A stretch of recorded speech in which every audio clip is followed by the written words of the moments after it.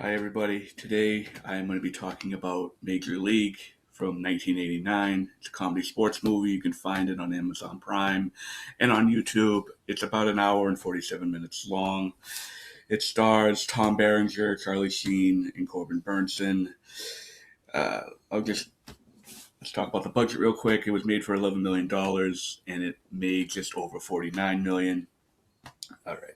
It is like I said, it's a comedy sports movie. It's pretty much if someone had seen Rocky and was like, I want to do that, but I want to do it with baseball and I want to make it a little funnier. The main premise of the movie is basically a woman who is pretty much like a gold digger, trophy wife. Her husband died and she inherits the sports team, the Cleveland Indians. And her idea, because the team sucks, it hasn't won a championship since the 40s, is to tank the team so she can move to Miami and get out of Cleveland.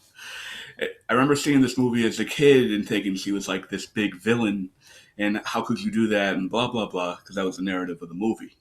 Today, I watched this movie, and it sounds like a pretty good deal.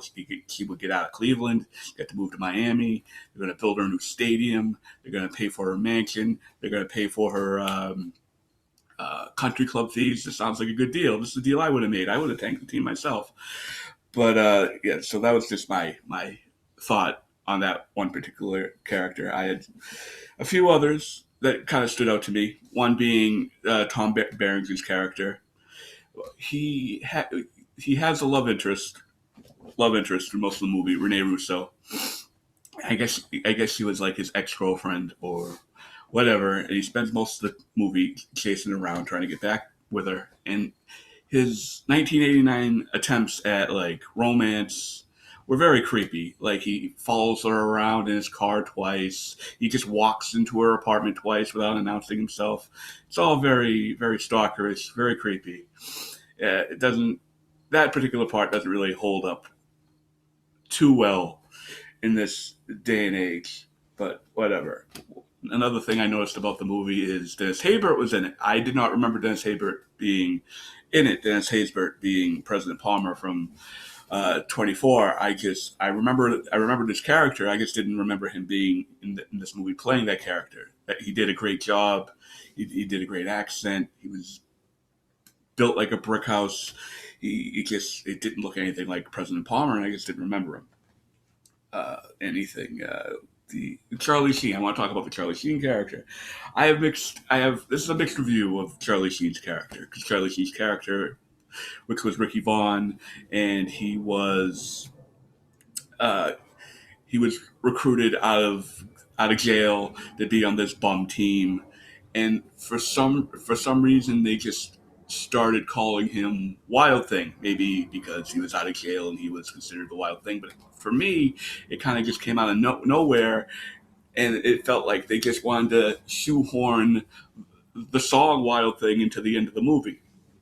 Now, that's cool. I like the movie. That part of the movie, I actually teared up a little bit.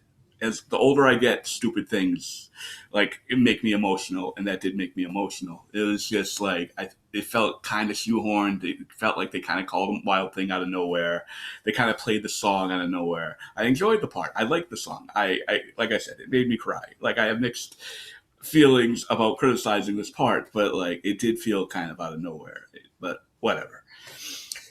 I wanted to also mention one of the unsung heroes in this movie, Bob Uecker, Mr. Baseball, who played a sports announcer in this movie. He did a great job as like the sarcastic sports announcer who's drinking most of the time, but he's always a homer rooting for the team. He did a great job.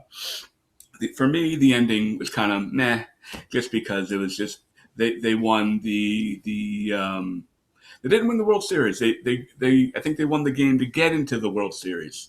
So to me, that was kind of just a flat ending of there was more, but there's a part two and a part three. But I just for me the ending was kind of meh. And then it ends with like Rene Russo getting back together with Tom Berenger, and it's just like I like Rene Russo, but to me, because I love her in like the Lethal Weapon movies, I loved her in one of my favorite Clint Eastwood movies, In the Line of Fire. It's just to me in this movie, her character felt kind of unnecessary. But it is what it is. I like this movie. I liked it more as a kid, but watching it now, I'd consider it a fun little sports guy movie. I'd give it probably a 6.5 out of 10. And so yeah, that's my review of Major League from 1989. It's just another thing I want to point out is that it's kind of funny watching it now, knowing what woke culture did to the Cleveland Indian name and everything. And like, I wonder if like this movie will kind of be buried now just because of the whole Cleveland Indian stigma and woke culture and just everyone's politically correct feelings on the name the Cleveland Indians. But so that was my review. Thank you for watching. If you liked it, give it a thumbs up. If you can tolerate me, subscribe to the channel. Leave a comment, even if you think I suck. Uh, I'll be back next week with another movie review. I'll probably be doing Alfred Hitchcock's Marnie. This Friday, I'll probably be back as I'm doing a weekly episode by episode review of The Sopranos. I'll be up to episode 2. Thank you for watching. I hope I'm getting better at this.